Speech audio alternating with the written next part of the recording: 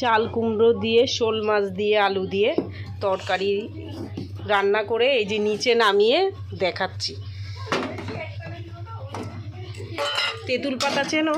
তেঁতুল পাতা, এই যে তেঁতুল পাতা দিয়ে, এই যে চিংড়ি মাছ দিয়ে তেঁতুল পাতা দিয়ে টক। এই কড়াইটা ধুইনি, এই তরকারি রান্না করার পরে কড়াইটা ধুয়ে নিতে হতো, সাইডে সাইডে পুড়ে গেছে, এতে দেখতে খারাপ লাগছে তো। এটা হেভি টক, তেঁতুল পাতা, জালি পাতা আর ঘাটকোল পাতা। ভাত হয়ে গেছে। এই যে ঘাটকোল পাতা, এই যে ঘাটকোল পাতা তো চেনো? এটার ডগা দিয়ে চিংড়ি মাছ দিয়ে ডগা দিয়ে লঙ্কা ফেরে ভেজে ওই যে বাটছি, কিছুটা বাটা হয়ে গেছে। এই যে